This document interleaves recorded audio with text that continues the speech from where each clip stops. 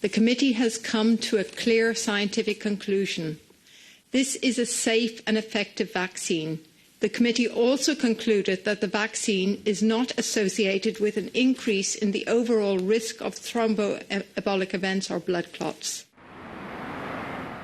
유럽의약품청이 아스트라제네카 백신의 혈전 관련성에 대해 발표를 한 겁니다. 지금 여기까지만 들으면 백신과 혈전은 아무런 상관이 없는 것 같은데, 그런데 유럽의약품청은 여기에 한마디를 덧붙였습니다. 뭐라고 했느냐? 매우 드문 특정 종류의 혈전과 백신 간 관련성을 명확하게 배제할 수는 없다. 아스트라제네카 백신과 혈전이 관련성이 없다고 보지만 그렇다고 아예 무시할 수도 없다는 게 되죠. 이 발표 후 독일과 프랑스, 이탈리아 등은 접종을 재개했지만 노르웨이, 스웨덴 등은 여전히 접종을 보류한다고 밝혔습니다. 하지만 우리나라 정세균 총리는 안전성이 확인됐으니까 접종을 중단한 이유가 없다고 했고, 정은경 질병관리청장도 이를 거들었습니다. 안전성 면에는 차이가 큰 차이는 없다고 생각합니다.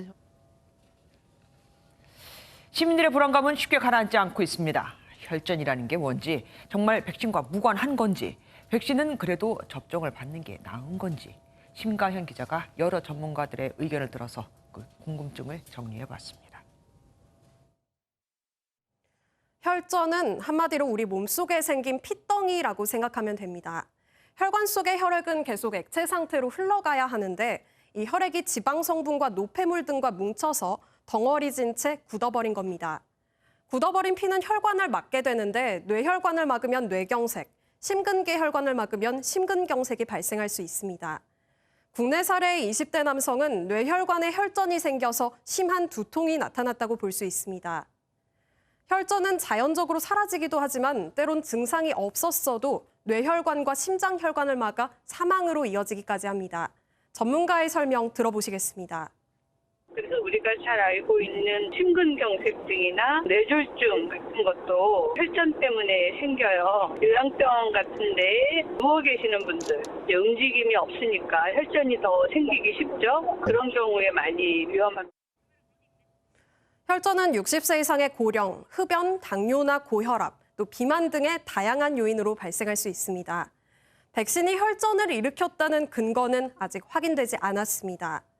자궁경부암과 독감 백신들도 혈전 논란을 가져온 적이 있지만 인과성이 인정된 적은 없습니다. 다만 뇌정맥 혈전증의 경우에는 추가적인 인과성 분석이 필요하다는 목소리도 있습니다. 폐나 다리에 생기는 거는 어떤 환경 인자 요인으로 많이 올 수 있기 때문에 일반 발생률 차이는 없다 이렇게 얘기를 하시잖아요. 머리에 생기는 것 자체는 그렇게 흔하게 오는 건 아니고 그렇기 때문에 확인을 해야 된다는.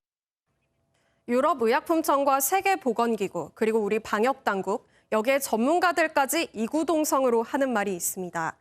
백신을 맞지 않는 것보다 맞을 때의 실익이 훨씬 크다. 고령자와 기저질환자들이 백신을 맞지 않아 코로나19에 감염돼서 사망할 위험성이 접종 후 혈전으로 사망할 확률보다 훨씬 크다는 겁니다. 논란은 있지만 지금은 막연한 불안감보다 백신 접종을 하는 것이 꼭 필요해 보입니다. MBN 뉴스 심가현입니다.